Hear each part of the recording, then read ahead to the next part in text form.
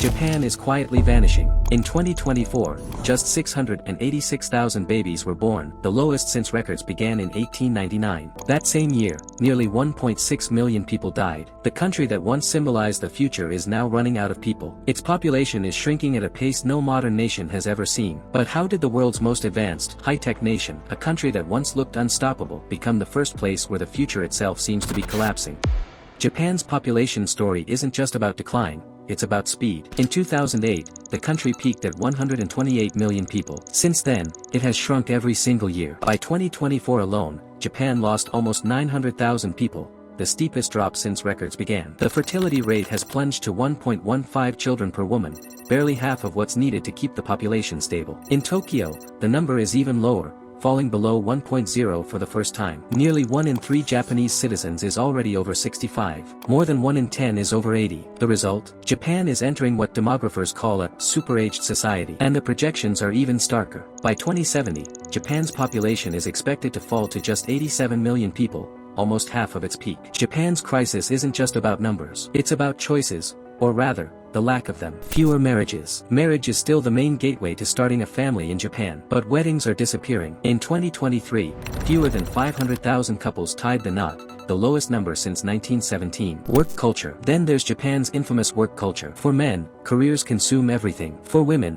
it's worse. Maternity leave often means career suicide. Economic pressure. Raising kids is brutally expensive. Japan ranks as the third most expensive country in the world to raise children, after China and South Korea. Stagnant wages and insecure jobs only make the calculation harder. For many couples, children are simply unaffordable. Urbanization. On top of this, urban life makes families harder. In Tokyo, housing prices skyrocketed to the point where many young workers are crammed into tiny apartments. The dream of owning a home and raising children feels out of reach. Meanwhile, rural villages are hollowing out, with schools closing and houses left to rot. Back in the 1980s, there were about 7 working-age people for every retiree. Today, that number is down to just 2. And by mid-century, it may shrink to barely 1. That means a shrinking pool of workers is forced to shoulder the entire cost of pensions, healthcare, and elder care. The consequences are everywhere. In 2014, Japan reached a symbolic milestone. Sales of adult diapers officially surpassed sales of baby diapers. Across the countryside, schools are closing because there are no children to fill them. Instead, villages are filled with the elderly,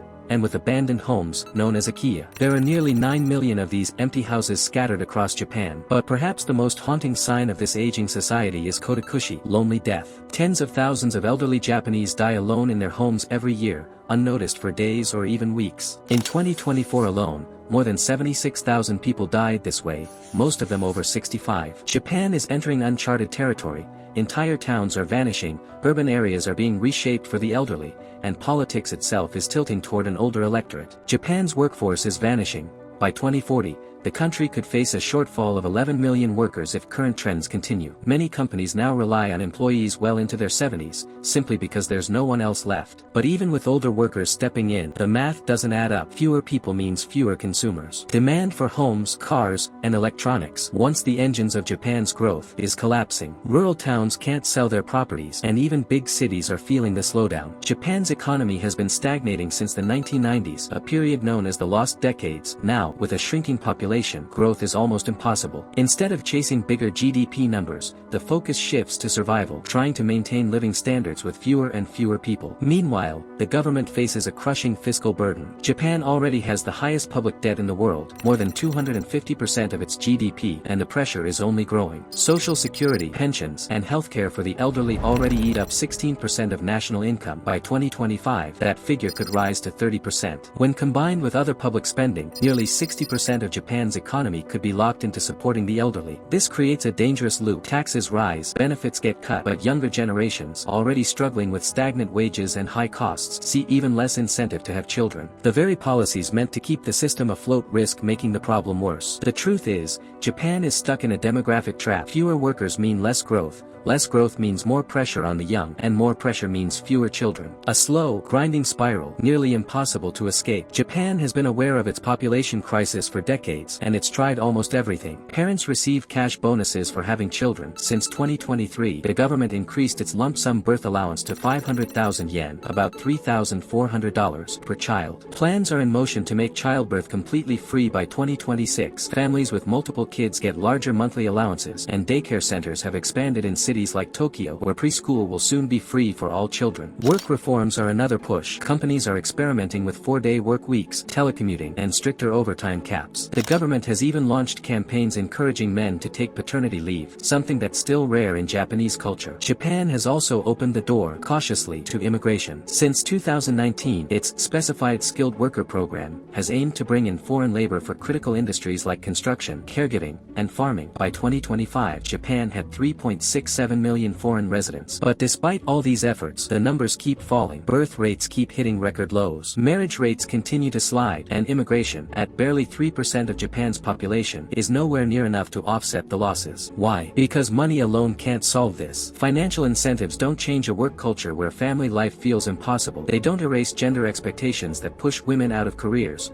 They don't lower housing costs in cities where raising kids feels out of reach. Contrast this with countries like Sweden or Norway, where fertility rates are higher because policies aren't just financial. They change culture, flexible work, gender equality, and strong childcare systems. Germany, too, managed to raise its fertility rate by expanding childcare for infants and young children. Japan's approach, by comparison, has been piecemeal, supporting parents who already have children rather than making it easier. Japan's demographic collapse isn't just a Japanese problem, it's a preview. Across Asia, South Korea, and China are now experiencing the same trend. Rural towns across the continent are emptying out, schools are closing, and governments are scrambling with incentives that look eerily familiar. This makes Japan less an outlier and more a warning. It's the world's first truly super-aged society, and its struggles are showing other nations what happens when demographics turn against you. But the global impact isn't just demographic. It's economic and geopolitical. Japan is still the third largest economy in the world. A shrinking Japan means weaker demand for imports, smaller markets for global companies, and less innovation from a country once seen as a technological powerhouse. And then there's security. With fewer young people, Japan's ability to maintain its military strength weakens. That matters in a region where China is rising,